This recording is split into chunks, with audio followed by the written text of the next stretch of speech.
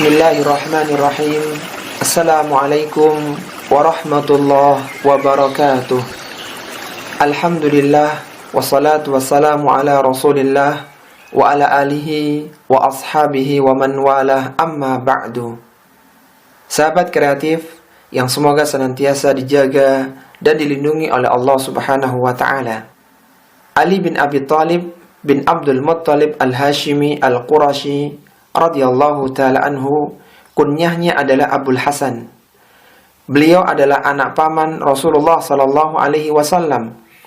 Beliau dilahirkan 10 tahun sebelum kenabian, sebelum Rasulullah sallallahu alaihi wasallam diutus sebagai seorang rasul, dan merupakan pemuda pertama yang masuk Islam setelah Khadijah radhiyallahu ta'ala anha pada usia 8 tahun. Beliau adalah Amirul Mukminin, Khulafaur Rasyidin keempat, dan merupakan salah seorang dari 10 orang yang dijamin masuk surga. Ayah beliau bernama Abu Thalib. Ia adalah paman kandung Rasulullah sallallahu alaihi wasallam. Nama asli Abu Thalib adalah Abdi Manaf. Abu Thalib sangat menyayangi Rasulullah sallallahu alaihi wasallam, namun ia tidak beriman kepada Rasulullah sallallahu alaihi wasallam. Ibu beliau bernama Fatimah binti Asad bin Hashim bin Abdi Manaf bin Qusay, anak paman Abu Thalib. Ibunya digelari sebagai wanita Bani Hashim pertama yang melahirkan seorang putra Bani Hashim. Ali bin Abi Thalib radhiyallahu ta'ala anhu memiliki 3 saudara, yaitu Ja'far, Uqail, dan Talib. Ali bin Abi Thalib radhiyallahu ta'ala anhu merupakan anak Abu Thalib yang paling muda usianya. Ali radhiyallahu ta'ala anhu lebih muda 10 tahun dari Ja'far, Ja'far lebih muda 10 tahun dari Uqail, dan Uqail lebih muda 10 tahun dari Talib. Ali bin Abi Thalib radhiyallahu ta'ala anhu juga memiliki 2 orang saudara perempuan, yaitu Ummu Hani dan Jumanah. Ketika Rasulullah sallallahu alaihi wasallam hendak berangkat berhijrah ke Madinah, Rasulullah sallallahu alaihi wasallam memerintahkan Ali bin Abi Thalib radhiyallahu ta'ala anhu untuk menggantikan Rasulullah sallallahu alaihi wasallam tidur di tempat tidur beliau dengan menggunakan selimut yang biasa beliau gunakan. Sehingga orang-orang Quraisy yang hendak membunuh Rasulullah sallallahu alaihi wasallam pun terpedaya. Ali bin Abi Thalib radhiyallahu ta'ala anhu dikaruniai keberanian yang luar biasa. Beliau ikut dalam semua peperangan bersama Rasulullah sallallahu alaihi wasallam kecuali perang Tabuk.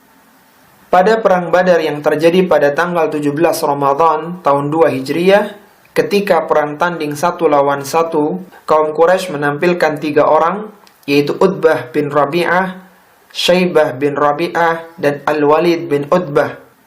Dari kalangan kaum muslimin, Rasulullah sallallahu alaihi wasallam menunjuk Ubaidah bin Al-Harith, Hamzah bin Abdul Muttalib, dan Ali bin Abi Thalib radhiyallahu ta'ala anhum. Ali bin Abi Thalib radhiyallahu ta'ala anhu menjadi menantu Rasulullah sallallahu alaihi wasallam karena beliau menikahi putri Rasulullah sallallahu alaihi wasallam, yaitu Fatimah radhiyallahu ta'ala anha.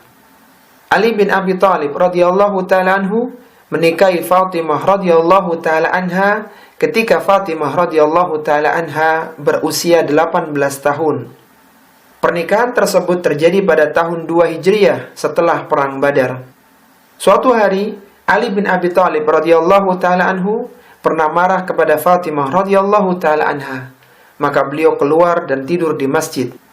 Rasulullah sallallahu alaihi wasallam mendatangi beliau, sedangkan punggung beliau penuh dengan debu. Rasulullah sallallahu alaihi wasallam mengusap debu yang ada pada punggung Ali bin Abi Thalib radhiyallahu ta'ala anhu dan bersabda, "Duduklah wahai Abu Turab."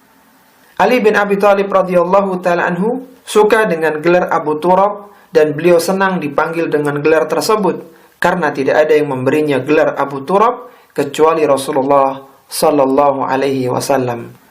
Suatu ketika Fatimah radhiyallahu ta'ala anha datang menemui Rasulullah sallallahu alaihi wasallam untuk meminta pembantu. Maka Rasulullah sallallahu alaihi wasallam bersabda, "Ala ukhbiruki ma huwa khairul laki minhu, tusabbihina Allah inda manamiki 33 wa tahmadina Allah 33 wa tukabbirina Allaha arba'an wa thalathin. Kata Rasulullah sallallahu alaihi wasallam, maukah engkau aku beritahukan sesuatu yang lebih baik daripada pembantu? Ketika engkau berada di tempat tidurmu, maka bertasbihlah sebanyak 33 kali, bertahmidlah sebanyak 33 kali, dan bertakbirlah 34 kali. Ali bin Abi Thalib radhiyallahu ta'ala anhu mengatakan, "Fama taraktuha ba'du." Setelah itu, aku tidak pernah meninggalkan zikir tersebut. Qila wala lailatas Siffin. Dikatakan kepada beliau, meskipun pada malam perang Siffin. Qala wala lailatas Siffin. Kata Ali bin Abi Thalib radhiyallahu ta'ala anhu, meskipun pada malam perang Siffin. Ali bin Abi Thalib radhiyallahu ta'ala anhu tidak pernah menikah dengan wanita lain hingga Fatimah radhiyallahu ta'ala anha wafat pada tahun 11 Hijriah, 6 bulan setelah wafatnya Rasulullah sallallahu alaihi wasallam. Dari pernikahannya dengan Fatimah radhiyallahu ta'ala anha, Ali bin Abi Thalib radhiyallahu ta'ala anhu dikaruniai 4 orang anak, yaitu Al-Hasan, Al-Husain, Zainab Al-Kubra, dan Ummu Kulthum Al-Kubra radhiyallahu ta'ala anhum. Saat terjadi perang Uhud pada tanggal 7 Syawal tahun 3 Hijriah, Mus'ab bin Umair radhiyallahu ta'ala anhu berjuang untuk melindungi Rasulullah sallallahu alaihi wasallam dari serangan Ibnu Qami'ah dan rekan-rekannya. Setelah Mus'ab bin Umair radhiyallahu ta'ala anhu gugur, Rasulullah sallallahu alaihi wasallam menyerahkan panji perang Uhud kepada Ali bin Abi Thalib radhiyallahu ta'ala anhu. Maka beliau pun bertempur dengan mati-matian bersama dengan para sahabat yang lainnya. Mereka menyerang dan bertahan. Perang Bani Nadir yang terjadi pada bulan Rabiul Awal tahun 4 Hijriah, Rasulullah sallallahu alaihi wasallam beserta pasukannya berangkat menuju Bani Nadir, dan Rasulullah sallallahu alaihi wasallam menyerahkan panji pasukan kepada Ali bin Abi Thalib radhiyallahu ta'ala anhu.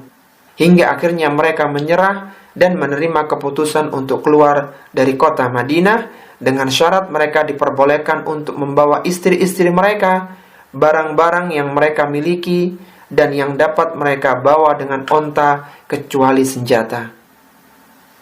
Perang Khandaq yang terjadi pada bulan Syawal tahun 5 Hijriah. Perang dengan menggunakan parit merupakan siasat yang belum dikenal sebelumnya oleh bangsa Arab. Orang-orang musyrik hanya mengelilingi sekitar parit sambil mencari titik lemah untuk dijadikan pintu masuk ke Madinah. Maka keluarlah sebagian dari mereka, yaitu Amru bin Abdi Wud, Ikrimah bin Abi Jahal, Dhirar bin Khattab, dan yang lainnya. Mereka bermaksud untuk mencari parit yang sempit untuk mereka seberangi. Dari kubu kaum muslimin keluarlah Ali bin Abi Thalib radhiyallahu ta'ala anhu dan beberapa orang sahabat yang lainnya. Amru menantang Ali bin Abi Thalib radhiyallahu ta'ala anhu untuk berduel, dan Ali bin Abi Thalib radhiyallahu ta'ala anhu memenuhi tantangan tersebut. Amru bin Abdi Wud menceburkan diri ke dalam parit. Ia disambut oleh Ali bin Abi Thalib radhiyallahu ta'ala anhu, dan Ali bin Abi Thalib radhiyallahu ta'ala anhu berhasil membunuhnya. Perang Bani Quraidah terjadi pada bulan Dzulqa'dah tahun 5 Hijriah. Seusai perang Khandaq, Nabi sallallahu alaihi wasallam didatangi oleh malaikat Jibril alaihi salatu wassalam yang memerintahkan agar beliau berangkat menuju Bani Quraidah untuk menghadapi mereka, karena mereka telah melanggar perjanjian yang mereka sepakati dengan Nabi sallallahu alaihi wasallam. Beliau pun memerintahkan Abdullah bin Ummi Maktum radhiyallahu ta'ala anhu untuk menjaga kota Madinah. Lalu beliau menyerahkan panji perang kepada Ali bin Abi Thalib radhiyallahu ta'ala anhu dan mempersilahkannya untuk berangkat lebih dulu. Nabi sallallahu alaihi wasallam memerintahkan kepada seseorang agar mengumumkan kepada masyarakat untuk segera berangkat ke perkampungan Bani Quraidah. Nabi sallallahu alaihi wasallam bersabda, "La tusalliyanna ahadul asra illa fi Bani Quraidah." Kata Nabi sallallahu alaihi wasallam, janganlah seorang dari kalian melakukan salat asar kecuali di Bani Quraidah. Kaum muslimin pun segera berangkat menuju Bani Quraidah. Sebagian dari mereka menunda salat asar hingga tiba di Bani Quraidah di akhir waktu Isya, sementara sebagian yang lainnya melakukan salat asar di tengah perjalanan. Ketika disampaikan keadaan mereka kepada Rasulullah sallallahu alaihi wasallam, maka Rasulullah sallallahu alaihi wasallam tidak mencela seorang pun dari mereka. Pada bulan Sya'ban tahun 6 Hijriah, Rasulullah sallallahu alaihi wasallam mengirimkan pasukan khusus Sariyah sebanyak 200 personil di bawah komando Ali bin Abi Thalib radhiyallahu taala anhu ke Bani Sa'ad bin Bakar di Fada. Pasukan ini dikirim karena Rasulullah sallallahu alaihi wasallam mendapatkan informasi bahwa di sana terdapat pengumpulan massa yang ingin membantu orang-orang Yahudi. Ali bin Abi Thalib radhiyallahu taala anhu segera melakukan serangan hingga mereka melarikan diri dengan menggunakan unta. Dari penyerangan ini, Ali bin Abi Thalib radhiyallahu taala anhu mendapatkan 500 ekor onta dan 2000 ekor kambing. Ali bin Abi Thalib radhiyallahu taala anhu ikut dalam Bai'atur Ridwan dan perjanjian Hudaybiyah yang terjadi pada bulan Dzulqa'dah tahun 6 Hijriah. Rasulullah sallallahu alaihi wasallam memanggil Ali bin Abi Thalib untuk menulis perjanjian tersebut. Pada akhir bulan Al-Muharram tahun 7 Hijriah, Rasulullah sallallahu alaihi wasallam mengumumkan untuk berangkat ke Khaybar. Pada malam sebelum penyerangan di perang Khaybar, Rasulullah sallallahu alaihi wasallam menyampaikan bahwa esok hari panji perang Khaybar akan diberikan kepada orang yang mencintai Allah Subhanahu wa taala dan Rasulnya, dan ia pun dicintai oleh Allah Subhanahu wa taala dan Rasulnya. Pada pagi harinya, para sahabat mendatangi Rasulullah sallallahu alaihi wasallam karena masing-masing dari mereka berharap bahwa dirinya yang akan menerima panji perang Khaybar. Ternyata panji perang Khaybar tersebut diberikan kepada Ali bin Abi Thalib radhiyallahu taala anhu yang sebelumnya sedang sakit mata. Rasulullah sallallahu alaihi wasallam meludahi matanya dan berdoa, lalu seketika itu sakitnya sembuh, seolah-olah tidak pernah sakit sama sekali sebelumnya. Ketika orang-orang Quraisy dan sekutunya melanggar isi perjanjian Hudaybiyah, maka Rasulullah sallallahu alaihi wasallam berencana untuk melakukan serangan mendadak agar menghindari pertumpahan darah dalam rangka Fathu Makkah, penaklukan kota Makkah pada bulan Ramadan tahun 8 Hijriah. Sementara itu, Hatib bin Abi Balta'ah radhiyallahu taala anhu menulis surat kepada orang-orang Quraisy memberitahukan rencana kedatangan Rasulullah sallallahu alaihi wasallam. Surat tersebut dibawa oleh seorang wanita. Rasulullah sallallahu alaihi wasallam menerima wahyu tentang apa yang diperbuat oleh Hatib bin Abi Balta'ah tersebut. Maka Rasulullah sallallahu alaihi wasallam segera mengutus Ali bin Abi Thalib, Zubair bin Awam, dan Miqdad radhiyallahu taala anhum. Ketika terjadi perang Tabuk pada bulan Rajab tahun 9 Hijriah, Rasulullah sallallahu alaihi wasallam menyerahkan tanggung jawab keluarganya kepada Ali bin Abi Thalib dengan memerintahkan beliau untuk tinggal bersama mereka. Ali bin Abi Thalib radhiyallahu ta'ala anhu berkata, "Wahai Rasulullah, engkau meninggalkanku di tengah-tengah anak-anak dan kaum wanita."